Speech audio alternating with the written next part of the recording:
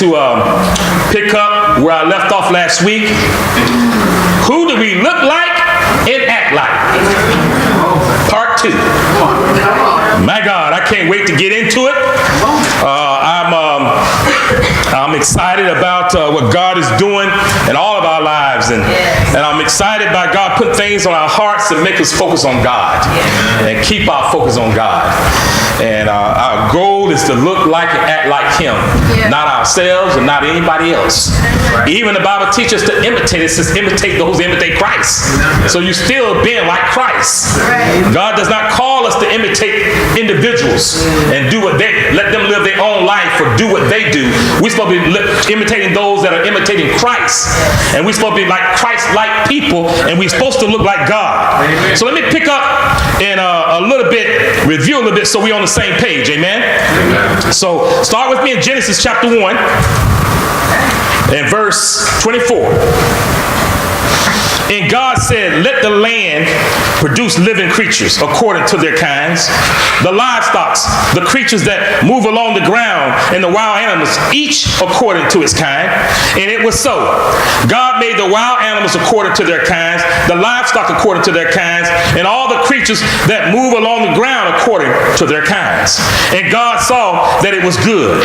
Then God said, let us make mankind in our own image, in our likeness, so that they may rule over the fish in the sea and the birds in the sky, over the livestock and all the wild animals, and over all the creatures that move along the ground. So God created mankind in His own image. In the image of God, He created them. Male and female, He created them. In His image. We're supposed to look like Him. Then He said in Ephesians chapter 5 verse 1, turn there with me. So it is no argument that we're supposed to look like God. You can't even begin to start saying, well, wait a minute. No, God calls us to look like Him. And then He says in Ephesians chapter 5 verse 1. Chapter 5 verse 1. I love this too. Follow God's example. Therefore, as dearly loved children. Who example are we supposed to follow? God. So He's telling us that we're supposed to look like Him and act like Him. We're supposed to look like God. And then we're supposed to imitate and do the things He does. And not look like and act like ourselves. The goal is what? Heaven. So, and for us to make it there, we got to look like Him and act like Him. You don't want to get caught up looking like and acting like anything else. And then, when you say we're going to look like God and act like God, remember in 1 Peter 1:13, He calls us to be holy, and then He also calls us to be perfect. And we talked about that last week, but I want to define each one of them. So are you with me? So let's start off with perfect. Having all the required or desirable elements, qualities, and characteristics of God. As good as it is possible to be. Faultless, absolute, and complete. My God. We're supposed to have the characteristics, all the desirable elements and qualities and characteristics of God. That's perfection spiritually, trying to be perfect like God. Well, who is perfect? God. So you got to take on His characteristics, His qualities for you to be perfect. Then holy. Let's define holy. Dedicated or consecrated to God. Sacred.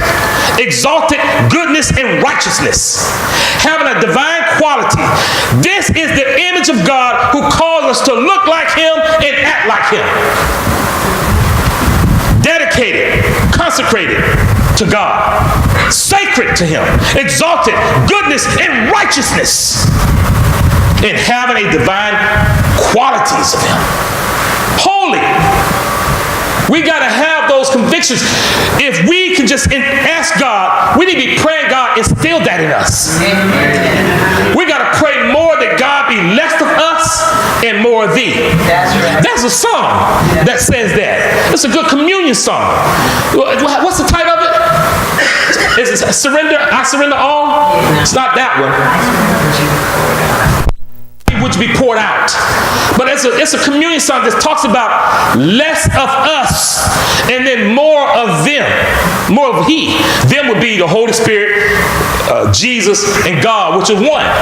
So he's saying we got to have more of that in us. I love that song we sang, Come Fill My Cup. What is it telling you to fill yourself up with? Yes! That song drives me crazy because it be telling you you're supposed to fill yourself up with God. And not this world. In the things of the world. We must gain these convictions, brothers and sisters. You know, there's something to be said about Satan. That low life, he's something else now. But we got to decide to stop allowing him to deceive us. We got to decide to stop listening to his call. So, preacher, how do I listen to his call? Because when you start doubting that you can be like God, you're listening to his call. You got to stop doing that. When you be insecure about being a Christian, you're listening to his call. God does not want us insecure. God does not want us doubting. He wants us believing. We must stop listening to Satan. Rather, listen, believe, and obey God. Why can't God tells us this and we believe it instead of doubting it? Because we're listening to the wrong call. Brothers and sisters, we must gain convictions about this. The world has watered down Christianity. But hear me when I say this. But God has not. The world has changed the standard of Christianity. But God has not. The world says okay to dab and sin. God does not say that's okay. The world says nobody is perfect and no way that we can live like God. So you know what? Do what you want to do, and then it's time to go to heaven, just repent. That is not what God teaches. I had someone say once, I thought I didn't hear it right. He said he really do believe that you can live your life the way you want to live it, because you can't be perfect anyway, so you might as well just have fun, live the way you want to live it. In other words, give in to your own evil desires. And then, just before you die, repent. Well, how do you know when you're going to die? I said, how you can come up there? As you're falling off the bridge, and you're getting ready, you know you're going to die, God, please forgive me, and you're going to be okay. Now, we all can say with common sense that we don't believe that, right? But yet most of us live that way. You live like you think you got time to repent at the last minute because you dabble in sin. You play around with it when your life is not guaranteed. We're supposed to be living our lives like this is our last day. But yet all of us live our lives like we got time to repent. We got all the time in the world to change. Well, if you're not changing now, what makes you gonna think you're gonna change later? And the more we live in our sin, the easier it is to do it. That's right. There you go. I was telling some young men this morning at the fellowship break, I said, man, y'all got to start singing. Stop barely moving your lips. That's not singing. There's something wrong with you. I seen you play your video games. I get you. How you gonna play a video game like that? You come to worship God. Come on, preach. That's a problem. That's a problem. I seen you run around and play tag. All right now. And you don't know what you're tagging about, but you're chasing each other. I seen you do things more out of yourself that leads you nowhere. But when it's time to worship God, you're like you can't sing and give God praise. Parents, y'all gotta teach us stuff in your house. Something's wrong. You gotta go after the heart. And too many times, even our teens, they can be fired up by going to a prom. But have no fire and zeal to come worship God? Keep it real, brother. Fired up by that dress you're going to get. That should reveal it more than what needs to be revealed. Ain't going to fight to reveal. You're fighting for the wrong things. You're fighting for the wrong things. We so much need the world to like us. No, you need God to love you.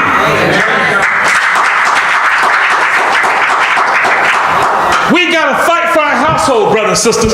We got to teach them that they need to be like God and look like God.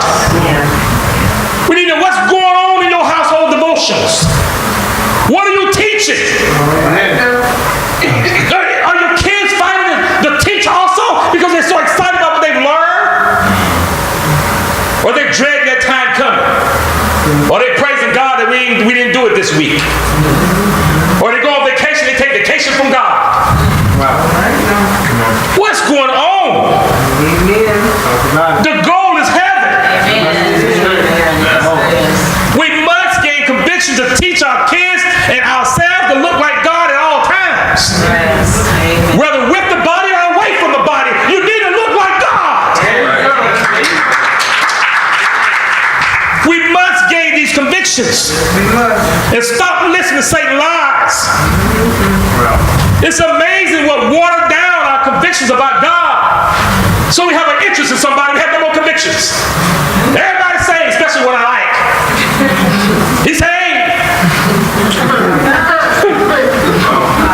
he go to the Church of Christ, he's saying, hey, not everybody here who claim to be saved is saved. That's right. And saved start with the standard of God first. Yeah. It's how you live your life. I got members here that come talk to me. I tell you, with all love, you don't look like God.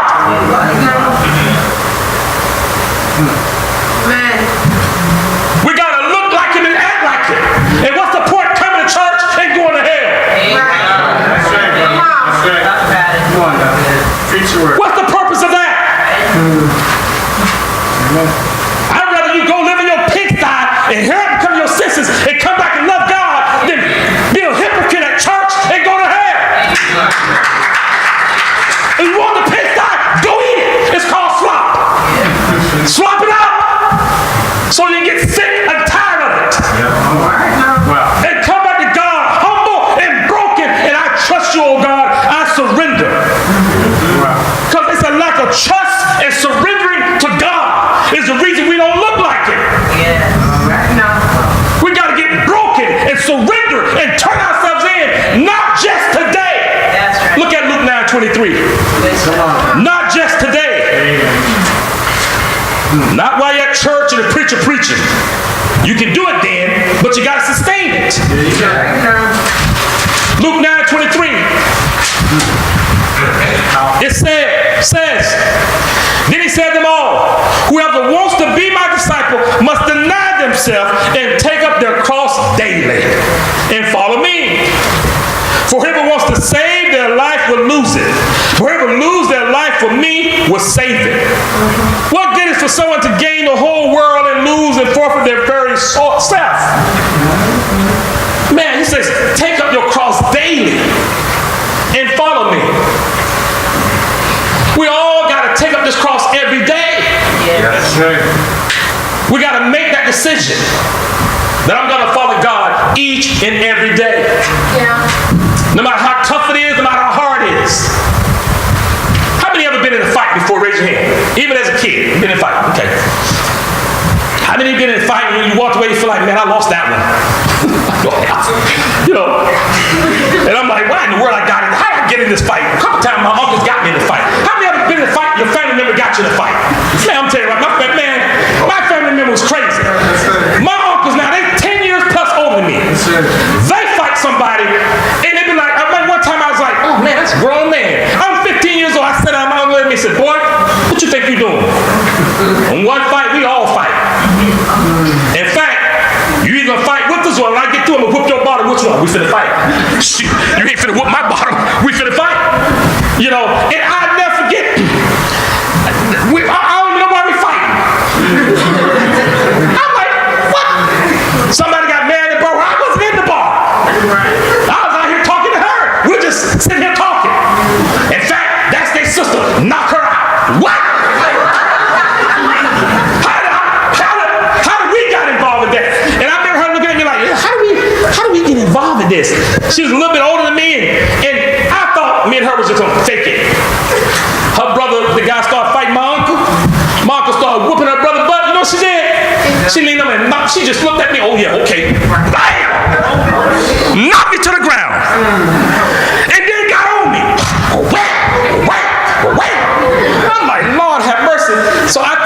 can just go ahead and take these licks, because, you know, and then hopefully this fight will end real quick. My uncle was on the ground on the other side right next to me. She hit me this way, and she hit me. I looked at him. Oh, boy, looked at me and pointed his finger at me. Oh, you finna get up off me now. Get up off me. Hey, he made it very clear. When I get through, I'm coming to you. Get the fight. And so I got off me, and then I was fake hitting her. Just holding the hand down. Michael, look at it. Move, boy. Don't you hit him again. Get your butt back over here and get the fight. And so we fight. And then, after everything's over with, we're in the car, huffing and puffing, laughing. I'm sitting there like, oh, Jesus, what the hell have I just done? And it was about 6 of us in one car. This really happened. My uncle riding down the street, he went, oh, look at that girl you was fighting with, Tony. Oh, let's give her a ride. Give her a ride. He put her on the door, get on here, everything cool here. She got in the car, we gave her a ride home and drop off. I said, what were we fighting for? It makes no sense what the world fight for. But in Christianity, we know what we fight for. We fight for salvation. Our souls. We know what we fight for. That should move us even more. It should stir us up. That Satan must not take us and take our family or our spouses, our friends. We're fighting. We know what we're fighting for. We've got to gain these convictions, brothers and sisters. God calls us to be perfect and holy just like him. And the only way we can do that is Philippians 4:13. Realize I can do all things through him who give us strength. But the question is, do you believe those scriptures? See, this is what Christians fall short. They talk a good game. Most of them talk a good game until the game gets started. Then it's time to live the life. The challenges of the world start coming. And we are like to forget the word of God. Satan don't play fair. Don't you know he knows our weaknesses? So you got to be aware of that and be ready to stay in the fight. Know who your enemy is. God says that we can. Satan says that we cannot. Which one of them do you believe? God or Satan? It's the way you live your life reveals who you believe. How do you live? Do you live as one that believes? Or do you live as one that's full of doubt? We got our hope is in God. But is it really? Turn me to 1 Timothy 4, verse 1. You got to identify where you are spiritually so that you can defeat this monster. You got to call him what he is. Know he's a liar. Recognize his schemes and get the fight back. Listen what 1 Timothy verse 1 through 10 says. The Spirit clearly says that in latter times some will abandon the faith and follow deceiving spirits and things taught by demons. Have you abandoned the faith? Don't you dare. You start believing what demons teach. The doubts and insecurities. Don't you know demons teach things too? They're not godly. That it's okay to live in a certain way. One of the most masterful things I've heard preachers say that demons teach is deceit. That's right. Teach us to be deceitful. And we've seen the fall sometimes right into their trap. We're deceitful about who we like. We're deceitful about what goes on in our lives. There's just so much deceit about our walk with God. We got to get rid of that. Some teachings, verse 2, come through hypocritical liars whose consciences have been seared as with the hot iron. They forbid people to marry and order them to abandon from certain foods, which God created to be received with thanksgiving by those who believe and who know the truth. For everything God created is good, and nothing is to be rejected if it is received with thanksgiving, because it is consecrated by the word of God and prayer. If you point these things speak out to the brothers and sisters, you will be a good minister of Christ Jesus. Nourished on the truth of the faith and of the good teachings that you have followed. Have nothing to do with godless myths and old wise tales. Rather, train yourself to be what? Godly. Train yourself to be godly. For physical training is of some value, but godliness has value for all things, holding promise for both the present life and the life to come. Amen. My God, do you understand what we're reading? This is a trustworthy saying that deserves full acceptance. That is why we labor and strive, because we have put our hope in the living God, who is the Savior of all people, and especially of those who believe. Is that us? Yeah. Is that us? Is he talking about us? Listen what he just told us. The training to be what? Godly. Because remember, he's telling us we're supposed to look like him. Yeah. Act like him. And then he tells us, train yourself to be like me. Amen. Train. Yeah. Teach. Right now. Ask God to mold you to be like him. Yes. In all situations, you know when you're not being like God. Right. Just ask yourself that question. Is this Christ-like? Right. And God will answer that for you. Every time. That's right. Now, I'm pretty angry right now. Is this Christ-like? Right. You know it's not. Come on. You know, I'm using some profanity right now. Is this Christ-like? Come on. You know it's not. Just slow down and just ask yourself, is this being like God? Well, I don't feel like serving nobody right now. Come on. I don't care, Simone got a surgery and coming over there. I don't hate him. You got enough to do. I don't feel like, ask somebody else. Is that Christ-like? You be careful when you have your surgery. Right. God might move here. You might be out there by yourself. But we must not give in to what we feel. Yes. You give in to what's right. Amen. Righteousness. Amen. That's training yourself. That's right. You know, Vanita's never complained about cooking a meal for us. But I know people don't always come home and want to cook a meal. Sometimes I try to make sure I cook some things. I can only cook certain things now. But I try to make sure those things I cook, I master. And then and every time I do my little garlic neck bones and stuff, she like that's the best meal she ever had in her life. Sometimes I be thinking, is she trying to make me cook more? Well, she's just saying these nice things to me. And so I have to just say, get out, leave me alone, let my wife enjoy my meal. And we get to eat. We get to eat. And I used to cook one pack, and days are over. I need 2 packs. I'd be scared about anybody else. I have to cook about 5 packs. Man, we'd be losing out with mine. And I ain't think everybody like neck bones. I said, man, this is a rarity, isn't it? Every time I talk to somebody, well, I eat neck bones. Really? I said, Lord, have mercy. Tremaine, have you had somebody neck bones yet? No. He said, yes, he has.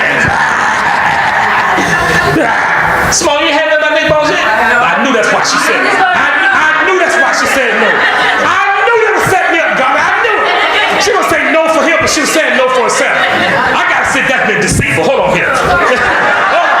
I gotta wait a minute now, because that was a trickery. That's a spirit. Which spirit? I'm gonna believe it was the Holy Spirit saying share the blessings. That's what it was. I'm gonna let you out of that. That was the Holy Spirit. Amen. But yeah,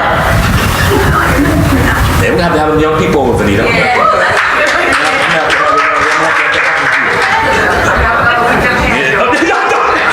I got a week and a half, so can you do it while I'm here? Lord have mercy, I gotta go buy a big pot. But we got to train ourselves. And then I love what he says, especially of those who believe. That's us. We got to train ourselves. Are you training yourselves? Hear me now. Are you training yourself to be godly? Or are are you waiting on us to teach you? I go to Sunday school, and I go to church, and then I go home. There's nothing else. I read and try to read something because I know I'm supposed to read, treat it like a novel. I'm through reading and move on. Petron shared that with me. I thought that was powerful. That she heard that and go, well, I gotta read differently. That'll change your life. That's right. We gotta read, especially when you've been around a while. You gotta make sure you're reading. I'm grateful every time I read, it seems new. Know how many times I read the same thing. You gotta be praying for that. You don't want it to become, I read this 100 times. Man, I don't get it. That's crazy. That's right. You're in trouble. Yeah. And then you young people who read, and you read just to be reading, so you can check something off. You're in trouble. Because you're gonna have to learn to read that motivates you. That when you walk out the door, you feel like you put an armor on. That's right. That you're ready to face the challenge of the world. That's right. You got to learn to read that way. And you got to see, if you're struggling with something, go study it out. That's right. So you can gain convictions from it. That's training yourself to be like God. You know what you struggle with. Right. You know what you struggle with more than we do. That's right. So look up everything you struggle with is in the Bible. Yeah, right. Study it out. Yeah. And let it mold you. That's what the Bible talking about, molding your character. That's right.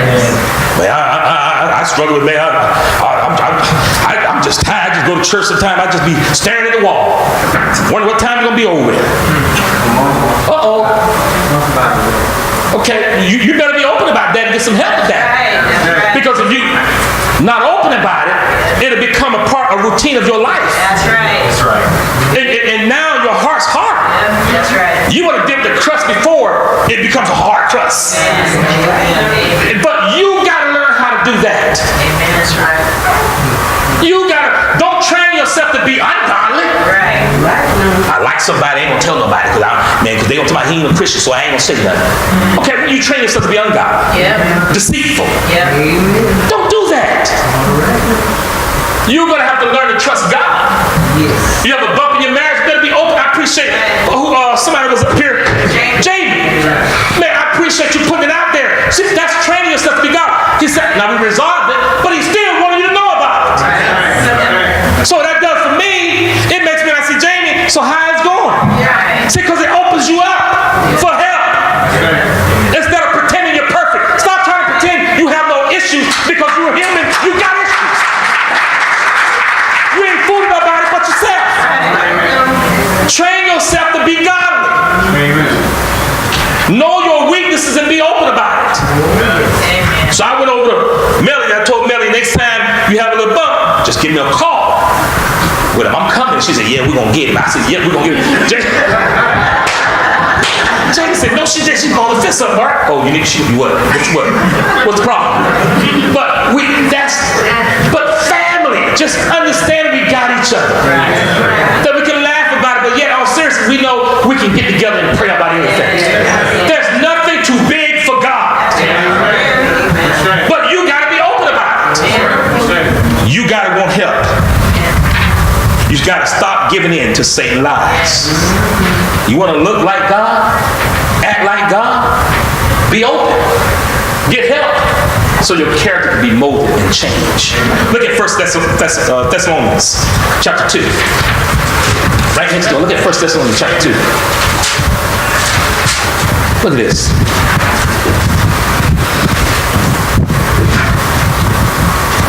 Chapter 2, verse 7.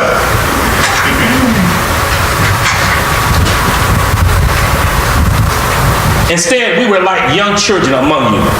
Lust is a nourishing mother. Just as a nursing, boy, I gotta get my glasses right here. Just as a nursing mother cares for her children, so we care for you, because we love you so much. We were delighted to share with you not only the gospel of God, but our lives as well. Look at it doing. He's sharing it. He's not only sharing about the gospel, what's he sharing about? Their lives as well. Amen. That's what Jamie did to you. Yep. That's inspiring. People open up about their lives. Didn't Mary share about it on Wednesday night? Yes. She come and hear the openness. Yes. That's inspiring. Because people are trying to look like God. So they learn to be open about their lives. How many ever try to hide something in your life? Raise your hand. I'm trying to tell you, stop trying to hide. That's Satan. That's right. Man, it's embarrassing. I don't want nobody to know about this. Oh, I can't do this. Yes, you can. I can do all things through him who give me strength. That's right. Yes, you can. In verse 9, surely you remember, brothers and sisters, our toil and hardship. We worked night and day in order not to be a burden to anyone while we were preaching the gospel of God to you. You are a witness, and so is God, of how holy, righteous, and blameless we were among you who believe. Now that's a mouthful. This brother said, when I was among you, you witnessed how holy, righteous, and blameless we were. Right now. You know what he just told you? When I was among the believers, they looked at our lives. Who did they see? God. That's right. Amen. You witness it. That means when we come to church, man, people need to witness it. Oh, yeah. Your holiness, your righteousness. It's inspiring. That's why he says, we put our lives before you. Here's our life. That's what needs to be done to each and every one of us. Here's my life. Amen. It's before you. And I'm training myself to be like God. Yes. What are people witnessing about us? If we're living our lives according to God's words, well, they see in Christ. They see God. They see Jesus. They see the Holy Spirit. They will see us being holy, righteous, and blameless. Who and what do they see? Who are you acting like when you're not with the body? Come on. Why is it so easy to listen to Satan and not God? All right now. How do we have Satan have a stranglehold on our character and who we are? You got to break free. Yeah. Oh, sorry. Talking about. I love that song, Break Every Chain. Yes. Right now. Yes. Tasha Cobbs. Sir. We did praise that song years ago. Yes, sir. That's a great song because it's talking about breaking free. You got to break free from the stranglehold of Satan. Wherever he's holding you down on, acknowledge it and break free of it. Pray about it. Get godly people in your life and tell them what it is. Yeah. And then, if Satan tries to do some trickery on you, be open about it. Amen. Don't let Satan cause you to be deceitful. Don't give in. Choose God every time. Yes. If you don't understand something, get over here. I don't understand. Help me get this. That's right. Put things around you to help you think about God. Anthony gave me this coin with a cross on it for my birthday. Christian Ministries Anthony watched the video on this week coming up. Anthony, thank you so much. Appreciate it. What I like about this coin, it makes me think about God. So you know what I did with it? I didn't take it home. It sits right here.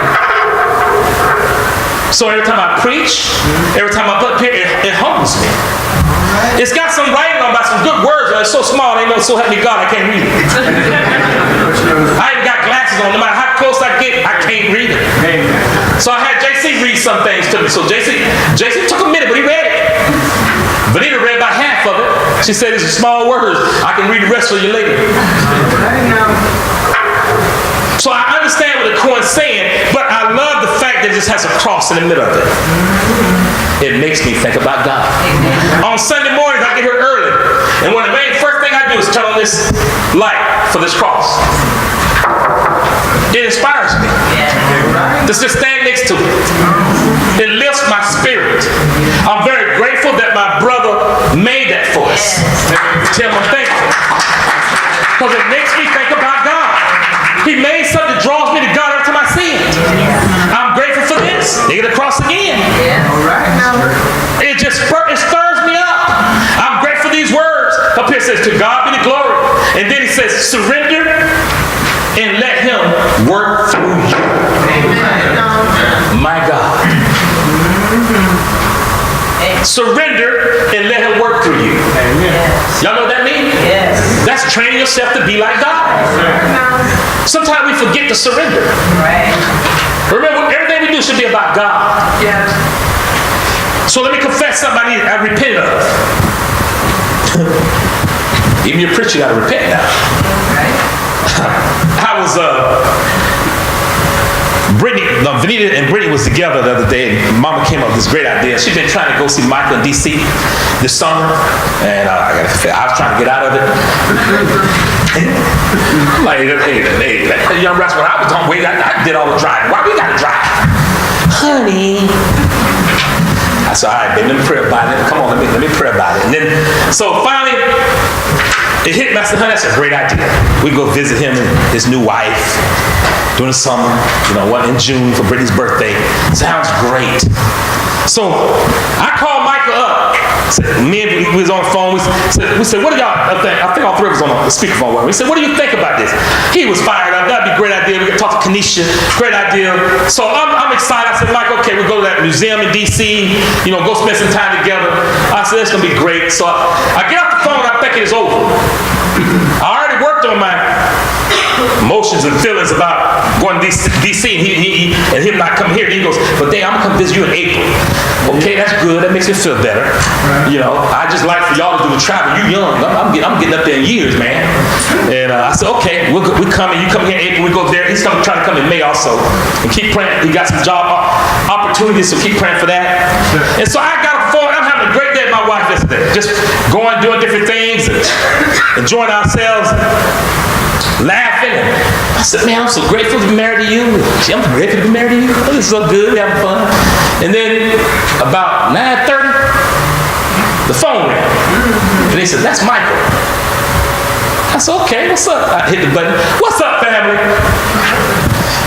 He said, Dad, I just got out of a marriage.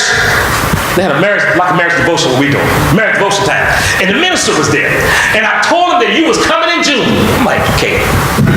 The payment of coming in June is not even wet yet. I mean, I just soaked that in. And already you told everybody I'm coming in June. I said, but son, I'm coming to see you. He said, yeah, Dad, I know. But I mentioned to him, and he said, oh, your dad, Pat Ruth told me all about him. Call him back and see if he can preach. I gotta confess. I said, what? Man, I'm coming to see you. I'm not coming to go around and want to go see everybody in the church and do this. I'm just coming to see my son. And then he said, honey, you gonna tell, so wait a minute, you telling God what you gonna do?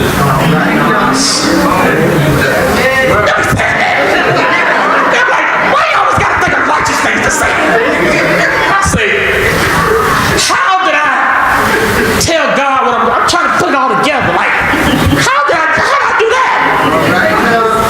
Well, okay, let me understand how if you go so and somebody wants you, how you think, okay, which one is like God and which one is not like God?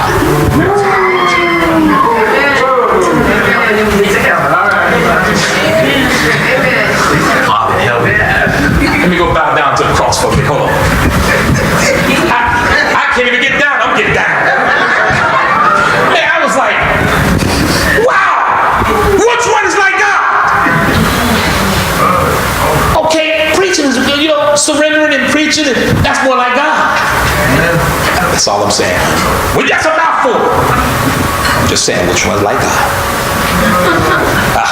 So I said, okay, Michael, your mama and Michael on the phone now. He said, okay, Dad, so this is what I'm gonna need you to do. Okay, so I need you to stop telling me what to do. That's what I'm gonna need you to do. Let's just get to that. Let's get to that real quick. Now you get a little carried away. You're not the boss of me. I learned that from Sierra. I heard her sit at someone one day. I said, I like that. So you gotta be careful what you say. I hope that's a good thing, Father. It's a good thing, Father. Okay, I hope it's a good thing you say that. But I'm like, man, okay, son. And so, you know how we say how you train to hold you accountable? You know what my son did to me? Now, his mama already said some things to me. This is Michael. Okay, son, so Dad, call me son. Okay, Dad, now we've talked long enough. So what I want to do, let's go ahead and hang up, and then you call the elder and go ahead and arrange it. What you just say to me, boy? Dad, all I want to do is I want us to hang up like that. Oh, you gonna hang up on me. You want me to end the conversation? That's how I talk. You want to end the conversation, and then you'll tell, oh, he wasn't done, and I'll call you later. He gonna call me back to make sure I did what I was supposed to do. Yeah, I'm gonna follow up with it.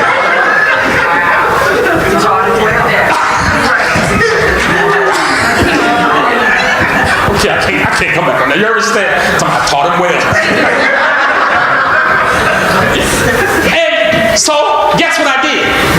I called, and then I left a voice message, and then I text Mike. Mike, I gave the call and left the voice message. Because Mike was like, well, I'm going over to the house right now. I'm going to be over there. In fact, I'm spending the night. So, amen. But let me ask you. And that's my son doing that with me. Helping me stay righteous in God. Who's helping you? What accountability is going on in your life that's helping train you to be godly? And do you have relationships that will hold you to that? Or your relationship is based on when you're around somebody and you looking ugly and crazy, they let you get away with it? Because see, they don't deal with the drama. You got to make sure there's people in your life that's going to help hold you accountable to train you to look like God. My wife and my kids hold me accountable. Who's holding you accountable? I got other relationships. Martin Root holds me accountable, and I hold him accountable. I appreciate that, teaching them about God, and they have come back and say, well, Dad, what about this when you're doing it? That's good. Now, we laugh about a lot of it, but it holds me accountable and helps me be like God. What's going on in your life that's holding you accountable to look like God? How you train yourself to be Christ-like? What goes on in your household? What's happening in your husband and wife marriage? What's going on with your brothers and sisters? What about the brothers and sisters in the church? What kind of relationship are you cultivating? Does your relationship help you look like God? That you can speak to each other very lovingly, but yet speaking the truth and love each other directly, helping each other like Christ. We got to gain these convictions, brothers and sisters. Because I want to see Carol in heaven. I don't want me and Carol go for heaven and God says, oh, you're not going to make it because, and by the way, Mark, I'm not going to let you in because you wouldn't even help her. When you knew what she was doing, you said nothing. So yeah, I'm going to hold her accountable for her sin, but you're going to be held accountable also. Because you turned a blind eye. You didn't help train her to look like me. We must gain these convictions, brothers and sisters. We say we love each other, but let's speak the truth and love to one another. Let's build each other up, hold each other accountable in a godly way, not an ungodly way. Who do we look like? Let's stop trying to be like those who are all around us and aim just to be like the Father. Stop trying to imitate everybody at school and at work and all around you. There's God. Just be like Him. Decide that in your hearts. I want to close reading this. Turn me to 1 Peter chapter 2, verse 1. I want to close just reading through this, brothers and sisters. Reading this all week long, and this morning just really moved my heart to be more like God. So just allow the scriptures to call us higher. Listen to God's words. But there were also false prophets among the people, just as there would be false teachers among you. I mean, people teaching falsely around us all the time. They will secretly introduce destructive hearsays, even denying the sovereign Lord who bought them, bringing swift destruction on themselves. Many will follow their depraved conduct and will bring the way of truth into disrepute. In verse 3, in their greed, these teachers would exploit you with fabricated stories. Oh, I'm sorry, 2 Peter chapter 2, verse 2. No, you're right. I'm reading that one. I was going to read that another time. I want 1 Peter chapter 2. I apologize. I'm all in Peter. 1 Peter chapter 2. You're right.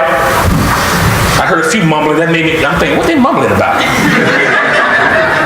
You're supposed to be reading with me. Hey, I heard something. I'm trying to find which one is this. I'm like, who said that? And that's how I got lost. I'm trying to look up and read the same. What's going on? Hey, amen, family. I apologize. That's on me. 1 Peter chapter 2, verse 1. Therefore, rid yourself of all malice and all deceit, hypocrisy, envy, and slander of every kind. Like newborn babies crave pure spiritual milk, so that by it you may grow up in your salvation, now that you have tasted that the Lord is good. I love that it says, therefore, we got to get rid of things in our lives, brothers and sisters. I want to say we got a clean house. This is your house. Clean it. Wash it out. Get rid of things that cause you to struggle and separate the relationship with God. Get rid of things that help make you not look like God. Clean yourself out. You know, some of you come in and your face says everything that needs to be said. That means your inside is dirty. Because your face, it says everything. You come in down, stressed out. What in the world is going on? Your face says everything. So when you clean yourself out from the inside, your face says everything. You're free. You're here to worship God. And things won't bother you. So clean yourself out. Get help. Maybe you don't know how to clean yourself out. Well, get help in it. Be open. As you come, in verse 4, as you come to him, the living stone rejected by humans, but chosen by God and precious to him. We're chosen by God. And I like the word, we're precious to him. You also, like living stones, are being built into a spiritual house. What kind of house are we supposed to be building? This is our house. This is supposed to look like God. Each one of you have a house. And it's temporary. And while it's temporary, clean it and make it look like God. That's what you're supposed to be doing. God makes it so practical for us. I love that. Start in verse 5 again. You also, like living stones, are being built into a spiritual house to be a holy priesthood, offering spiritual sacrifice acceptable to God through Jesus Christ. For in Scripture it says, see, I lay a stone in Zion, a chosen and precious cornerstone, and the one who trusts in him will never be put to shame. Now to you who believe, this is the stone. Now to you who believe, this stone is precious, but to those who do not believe, the stone the builders rejected has become the cornerstone, and a stone that causes people to stumble, and a rock that makes them fall. My God. They stumble. Listen to why people stumble. They stumble because they disobey the message, which is also what they were destined for. They stumble because they disobey God. But you are a chosen people, a royal priesthood, a holy nation, God's special possession, that you may declare the praise of him who called you out of darkness into his wonderful light. We are a precious people, a holy nation. Now listen, some of you been studying the Bible. We show you got to get out of darkness. God said, I'm calling you out of darkness into my light. You got to make that decision. You got to stop that Satan make you go, well, let me look. I got to look at something else. Wait a minute. You know, Satan wants you to wait and wait and wait and wait and never make a decision. And to the point that Jesus come back and it's too late. Don't listen to him. It's your salvation. You tell people, get with me. I no longer want to be in the dark. Look at verse 10. Once you were not a people, now you are the people of God. Once you had not received mercy, but now you have received mercy. Dear friends, I urge urge you as foreigners in exile to abstain from sinful desires, which wage war against your soul. Live such good lives among the pagans that they, listen to this now. Live such good lives among the pagans that though they accuse you of doing wrong, they may see your good deeds and glorify God in the day He visits us. They accuse you of doing wrong, but see, they can see that you look like God. So what can they say? But give God glory. Submit yourself for the Lord's sake to every human authority, whether to the emperor as the supreme authority or to governors who are sent by him to punish those who do wrong and to commend those who do right. For it is God's will that by doing good you should silence the ignorant talk of foolish people. By being like God, you silence all the talk of ignorant people. Live as free people, but do not use your freedom as a cover for evil. Live as God's slaves. Listen now. Don't come to church and be in church and you faking and pretending, but when you leave, you're doing evil. You're living ungodly. God says, don't you use your freedom to be ungodly. It's amazing. God knows all that. Everything we're going to do is written down for you in bold. That alone just blows my mind. That He put stuff here way before we were even born. Slaves in reverent fear of God, submit yourself to your masters, not only to those who are good and considerate, but also to those who are harsh. For it is commendable if someone bears up under the pain of unjust suffering, because they are conscious of God. But how is it to your credit if you receive a beating for doing wrong and endure it? But if you suffer doing good and you endure it, this is commendable before God. To this you were called because Christ suffered for you, leaving you an example that you should follow in His steps. Again, who are we supposed to imitate? Yeah, Jesus, God. He said we're supposed to follow in His steps. He committed no sin and no deceit was found in His mouth. When they hurled their insults at Him, He did not retaliate. When He suffered, He made no threats. Instead, He entrusted Himself to Him who judged justly. He Himself bore our sins in His body on the cross so that we might die to sins and live for righteousness.